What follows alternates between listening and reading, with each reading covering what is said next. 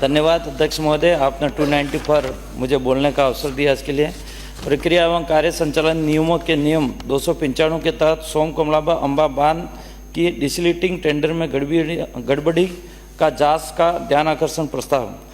महोदय, उपरोक्त विषय अंतर्गत निवेदन इस प्रकार है कि डूंगरपुर जिले में सोम कमलाबा अंबा बांध और उसके कैचमेंट एरिया डिसलिटिंग के लिए पूर्वी राजस्थान नहर परियोजना बीकानेर द्वारा 78 करोड़ का टेंडर जारी किया गया था।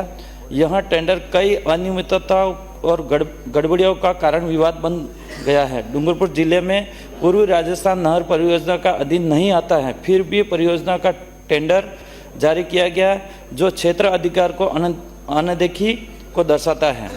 टेंडर की शर्तों में विशेष उपकरणों जैसे कि कटर सेक्शन मशीन, ग्रेवा टाइप ब्रेजर मशीन शर्तें जोड़ी गई हैं, जिससे केवल विशेष फर्म का लाभ मिला है। इसके अलावा टेंडर में केवल डिसलिटिंग का उल्लेख, लेकिन वर्तमान में बजरी निकालकर बेची जा रही है, जो मिनरल के रूप में मान्यता प्राप्त है। इसके लिए अलग टेंडर होना चाहिए। संबंधित विभागों को जैसे खनिज विभाग, जिला कलेक्टर, पर्यावरण विभाग एनओसी नहीं ली गई है, जो स्पष्ट रूप से नियमों का उल्लंघन है।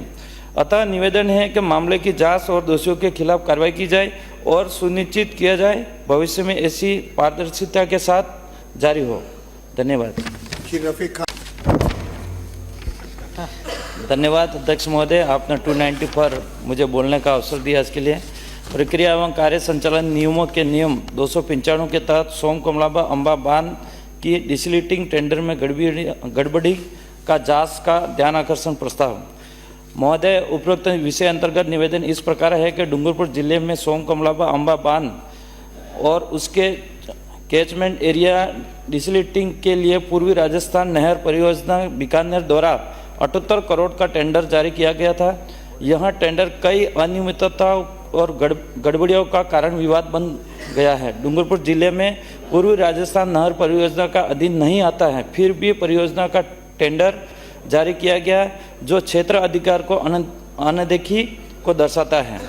टेंडर की शर्तों में विशेष उपकरणों जैसे कि कटर सेक्शन मशीन, ग्रेवा टाइप ब्रेजर मशीन शर्तें जोड़ी गई हैं, जिससे केवल विशेष फर्म का लाभ मिला है। इसके अलावा टेंडर में केवल डिसलिटिंग का उल्लेख, लेकिन वर्तमान में बजरी निकालकर बेची जा रही है, जो मिनरल के रूप में मान्यता प्राप्त है। इसके लिए अलग टेंडर होना चाहिए। संबंधित विभागों को जैसे खनिज विभाग, जिला कलेक्टर, पर्यावरण विभाग एनओसी नहीं ली गई है, जो स्पष्ट रूप से नियमों का उल्लंघन है।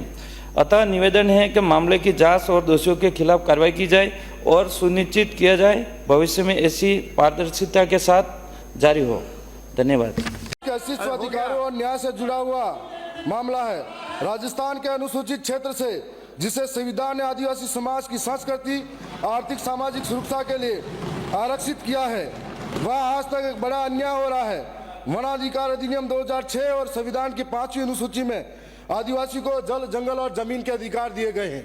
ये वो आदिवासी हैं जो जंगलों में रहते हैं, अपने पुरखों की विरासत को बचा कर रखते हैं और आज तक उनके साथ में रहते आए हुए, पेड़ों को पूजते हैं, पर्वतों को भगवान मानते हैं। ऐसे में उन आदिवासियों के साथ में सबसे बड़ा संवैधानिक धोखा हो रहा है। खनन के नाम पर गैर आदिवासी को और गैर सरकारी संस्थाओं को वहां पर पट्टे दिए जाते हैं। यहाँ पर मैं ये पूछना चाहता हूँ कि सवाल ये उठता है कि एक देश, एक राज्य, एक संविधान है, तो आदिवासियों के साथ में दोहरा व्यवहार क्यों? जब खनन कंपनी को जंगल की भूमि देने की अनुमति दी जा सकती है, तो आदिवासियों को वनाधिकार के पट्टे क्यों नहीं दिए जा सकते? जब गैर आदिवासी पूंजीपति को खनिज दोहन की छूट दी जा सकती है, तो वनों के असली रक्षक आदिवासी को जंगल से बाहर क्यों निकाला जाता है? मैं ये कहना चाहूंगा कि हाल ही में कई ऐसी कंपनियां हैं जिनको, जैसे अडानी ग्रुप के नाम पर जो सोने की खानें निकली जाएगी, मेरे विधानसभा के अंदर राटेड़ी, डगोचा, अमलुआ ऐसे गांव हैं जहां पर सोने की खान के नाम पर अवाप्त करने की बात चल रही है। दूसरी ओर बांसवाड़ा के अंदर पावर प्लांट के नाम पर जमीन छीनने की बात की जा रही है। आखिर हमारे आदिवासियों के साथ में ऐसा द्वेषतापूर्ण अन्याय क्यों? एक पेड़ मां के नाम, दूसरी ओर आदिवासियों के जंगल अडानी वेदांता ग्रुप के नाम। अनुसूचित क्षेत्र में आदिवासियों के वनाधिकार पट्टों को त्वरित वितरण किया जाए, ये हम आपको कहना चाहेंगे। आदिवासी भूमि पर बाहरी कंपनियों को कंपनी द्वारा खनन गतिविधि को तत्काल प्रभाव से रोका जाए। मैं साथ साथ में यह भी कहना चाहूँगा, राजस्थान में आदिवासी क्षेत्रों में जंगल सदियों से वहाँ निवास करने वाले आदिवासी आजीविका चलाते हैं। उनकी संस्कृति, परंपराओं और अभिन्न अंग है, परंतु वन भूमि के प्रशासनिक नियंत्रण और बाहरी दखलंदाजी के कारण यह जंगल धीरे धीरे कमजोर होते जा रहे हैं। मैं यहाँ सरकार से कहना चाहूँगा कि आप ये जंगल जो वन समितियाँ हैं सीधे उनके द्वारा संचालित हो और वन समिति को दिया जाए। और आप यदि 10 साल के लिए वन समिति के नाम पर इन आदिवासियों को अगर जंगल की सुरक्षा देते हो, हम गारंटी लेते हैं कि 10 साल के अंदर सारे जंगलों को हरा भरा कर देंगे। और 10 साल में यदि हरा भरा नहीं होता है तो आप ये जंगल वापस ले लीजिए, यह आपको कहना चाह रहे हैं। मैं ये भी कहना चाहूँगा कि आदिवासी समुदायों को आर्थिक रूप से आत्मनिर्भर बनाने, जलवायु परिवर्तन से लड़ने और जैव विविधता संरक्षण को प्रोत्साहित करने में सहायक होगा। साथ ही इनसे वन संसाधनों के अवैध दोहन और अतिक्रमण पर भी प्रभावी नियंत्रण होगा।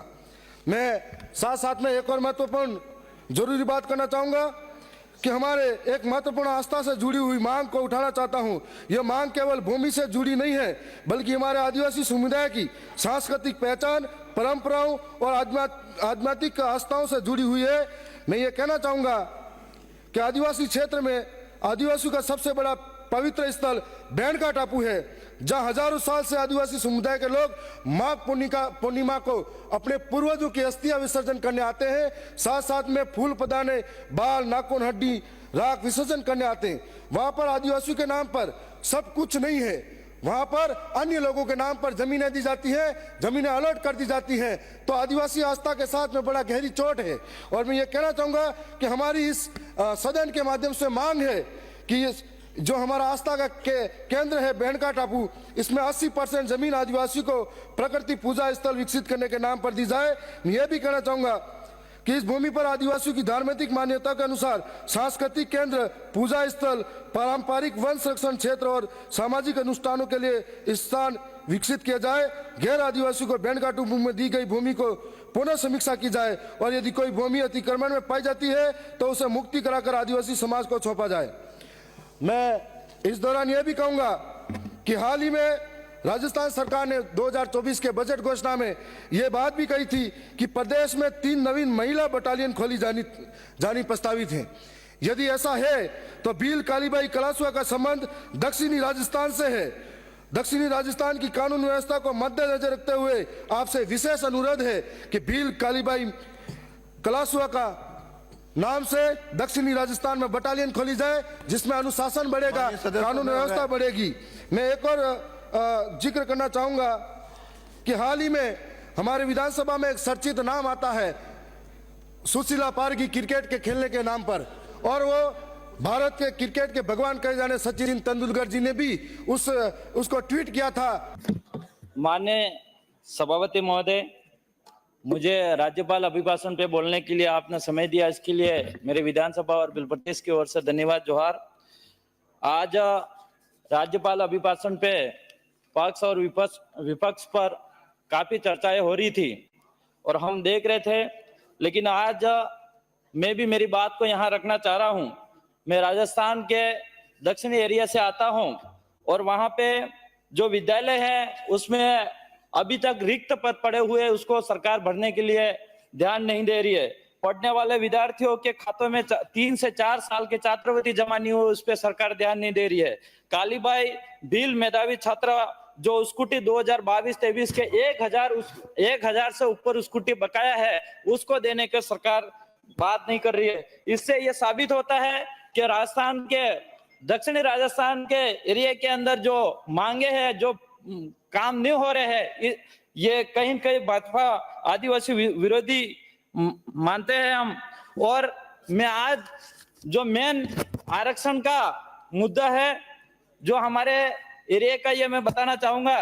टीएसपी क्षेत्र में आरक्षण व्यवस्था की जो विसंगति है, इसके बारे में चर्चा करना चाहूंगा। अनुसूचित क्षेत्र में टीएसपी एरिया में 100% आरक्षण की व्यवस्था की गई है, जिसमें टीएसपी के निवासरत स्थानीय निवासियों के लिए अधिसूचना 2013 व संशोधित अधिसूचना 2016 के अनुसार कुल पदों में से एसटी के 45% और एससी के 5% और शेष 50% जो पद अनारक्षित हैं, स्थानीय समस्त वर्गों से वरीयता के आधार पर भरे जाने का प्रावधान है। अन्यथा ओपन कैटेगरी के जो 50% पदों को सभी वर्गों को एसटी, एससी, ओबीसी, जनरल सभी अभ्यर्थियों को वरीयता के आधार पर भरा जाना है। किंतु पिछले कुछ वर्षों से अधिसूचना 2013 व संशोधित अधिसूचना 2016 की पालना नहीं हुई है। स्थानीय एसटी और एससी अभ्यर्थी द्वारा अनारक्षित श्रेणी में उच्च अंक लाने पर भी उन्हें अनारक्षित पदों पर नहीं जाने दिया गया है। माननीय सभापति महोदय, 2013 से संशोधित अधिसूचना 2016 में जारी होने के समय से 2025 तक टीएसपी क्षेत्र में विभिन्न विभागों में कितनी पदों पर भर्तियां निकाली गई, उक्त इस सदन को भी मैच पे रखे 2013 से 14-25 तक। माननीय महोदय जी, टीएसपी क्षेत्र में 75% जनसंख्या आदिवासी बहुल्य है। पिछले लगभग सभी भर्तियों में अधिसूचना की पालना नहीं हुई है। उदाहरण के तौर पे मैं एक भर्ती बताना चाहूंगा। श्रीमान कांस्टेबल की भर्ती विज्ञप्ति जो निकली 4 दिसंबर 2019 को, जो जनजातीय अभ्यर्थी के लिए उदयपुर के लिए 153 पद, डूंगरपुर के लिए 25 पद, प्रतापगढ़ के लिए 8 पद और सिरोही के लिए 50 पद और बांसवाड़ा के लिए 36 और राजसमंद के लिए 8 और चित्तौड़गढ़ के लिए 4 और पाली के लिए 0। इस प्रकार 318 पद ही मिले, जो कुल पद 1597 और इसका परसेंटेज निकाला जाए तो 20% भी नहीं हो रहा है। आखिर इसका क्या कारण रहा, ये भी हम जानना चाहेंगे टीएसपी एरिया के लोग। माननीय महोदय, इस प्रकार वर्ष 2021 में जो जारी विज्ञप्ति हुई ग्राम विकास अधिकारी वाले, इसको भी मैं सदन के मैच पे रखना चाहूंगा। इसमें विज्ञप्ति बिंदु संख्या 2 परीक्षा शुल्क नंबर 3 लिखा है, जिसमें अभ्यर्थी द्वारा लिखे श्रेणी में शुल्क जमा करने की अभ्यर्थी श्रेणी में माना जाएगा। यह एक विसंगति है। क्या यह निम्न अधिसूचना 2013 व 16 के अनुसार लागू होता है या नहीं, ये भी हम जानना चाहेंगे। माननीय महोदय, साथ ही टीएसपी क्षेत्र में जो पदोन्नति आरक्षण को लेकर भी बहुत विसंगति है, जो मैं बताना चाहूंगा। एसटी, एससी अभ्यर्थी को पदोन्नति अधिसूचना की पालना करते हुए नहीं की जा रही है। उदाहरण में एक बताना चाहूंगा, जो कृषि में हुआ था, जो कृषि आयुक्त जयपुर के आदेश क्रमांक 32,877, 33,277 क्रमांक 22/1/2024 के अनुसार कृषि विभाग के कृषि पर्यवेक्षक से वरिष्ठ कृषि पर्यवेक्षक की पदोन्नति में अधिसूचना 2013 व 16 की पालना नहीं करते हुए एसटी, एससी अभ्यर्थी को पदोन्नति से वंचित रखा गया। और यही हाल अभी फिलहाल जो प्रधानाचार्य के अंदर है, उसमें भी यही हुआ। टीएसपी क्षेत्र में जारी पदोन्नति सूची के कुल 251 पद पर पदोन्नति उपरांत पदस्थापन किया गया है, जिसमें एसटी को 113 पद, एससी को 12 पद और सामान्य को 125 पद पदोन्नति की गई है, जबकि सामान्य वर्ग से 125 पदों पर पदोन्नति की गई है। दरअसल उसे अनारक्षित श्रेणी में माना गया। सभी वर्गों के अभ्यर्थियों को पदोन्नति दी जानी चाहिए थी। हमारा निवेदन है कि अधिसूचना के पश्चात जारी समस्त भर्तियों के आंकड़े इस सदन के मेज पे रखे, ताकि हमारे टीएसपी एरिया को हमको पता चले कि पक्ष और विपक्ष सरकार ने हमारे साथ किस तरह से भेदभाव करा है, ये हम जानना चाह रहे हैं। माने धन्यवाद। पब्बा राम जी विश्नोई जी।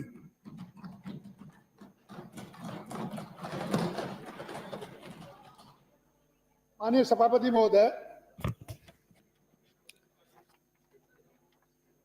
महामहिम राज्यपाल महोदय के अभिभाषण के धन्यवाद प्रस्ताव पर आपने मुझे अपने विचार प्रकट करने का अवसर प्रदान किया, इस हेतु आपका आभार प्रकट करता हूं।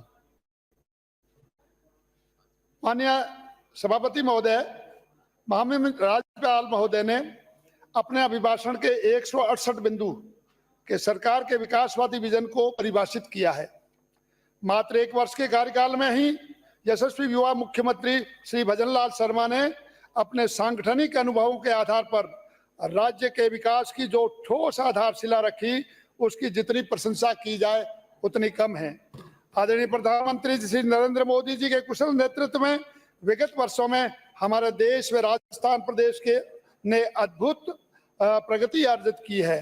जैसा कि अभिभाषण के से स्पष्ट है कि हमारी सरकार वादों पर नहीं, अधिक काम करने के इरादों पर विश्वास करती है। पूर्ववर्ती कांग्रेस सरकार मात्र सब्जवाद दिखाने और घोषणा करने वाली सरकार थी जो जनता ने जिनको ठुकरा दिया। पूरे 5 वर्ष तक इन्होंने गांव, गरीब, किसान, शोषित, मजदूर, दलित और मध्यम वर्ग के लिए बिल्कुल कुछ नहीं काम करके कुर्सी दौड़ में लगे रहे और एक दूसरे के विरुद्ध आपसी नूरा कश्ती में ही अपने 5 साल बर्बाद कर दिए। कोरोना जैसी महामारी में जब लोगों की जानें जा रही थी तब पूरी सरकार होटलों में मुझे आपने बोलने का मौका दिया उसके लिए बहुत बहुत धन्यवाद। माननीय अध्यक्ष महोदय, अनुसूचित क्षेत्र के निवासियों के संदर्भ में मैं आपके समक्ष मेरी बात रखना चाहूँगा।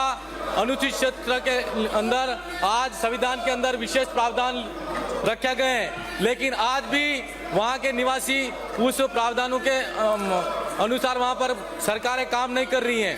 अनुसूचित क्षेत्र इलाके के अंदर 5वीं अनुसूची धरातल पर लागू होनी चाहिए, लेकिन वहाँ पर 5वीं अनुसूची धरातल पर लागू नहीं है। माननीय अध्यक्ष महोदय, वहाँ अनुसूचित इलाके के अंदर जिस तरीके से 2013 और 2016 की जो अधिसूचना जारी हुई वह वहाँ के युवा बेरोजगार के लिए एक काला कानून साबित हुई है। मैं माननीय अध्यक्ष महोदय से चाहूँगा कि वो सुप्रीम कोर्ट ने और हाई कोर्ट के निर्णय के अनुसार वो अधिसूचना रद्द मानी गई थी, लेकिन आज भी सरकार उस क्षेत्र के निवासियों की मूल भावना के अनुरूप आरक्षण लागू नहीं है। वहाँ पर युवा लंबे समय से आरक्षण की मांग कर रहा है। मैं अध्यक्ष महोदय के माध्यम से चाहूँगा सरकार से कि युवा बेरोजगारों की मांग को ध्यान में रखते हुए 244 की मूल भावना के अनुरूप आरक्षण लागू किया जाए। माननीय अध्यक्ष महोदय, वहाँ पर ST/SC के छात्रों की आज तक छात्रवृत्ति नहीं मिली। सरकार छात्रवृत्ति कब देगी है मैं पूछना चाहूँगा। वहाँ पर मेधावी छात्राओं को 2021-22 की स्कूटी आज तक नहीं मिली है और सरकार वहाँ पर जो सरकार की स्कूटियाँ हैं वो धूल खा रही हैं। माननीय अध्यक्ष महोदय, मैं आपके माध्यम से चाहूँगा कि 2013 और 2016 की जो आरक्षण की विसंगतियाँ उसको दूर कर वहाँ पर फिर से नई अधिसूचना जारी कर आरक्षण को लागू किया जाए।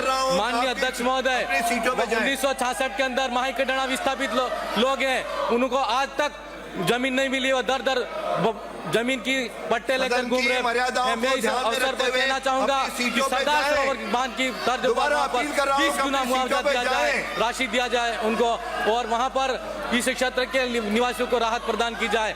आज तक आदिवासियों को विस्थापन करने का काम सरकारें करती रही। केला मेला के अंदर खनन खदानों के नाम से नीलामी की ओर सरकार कार्य कर रही है।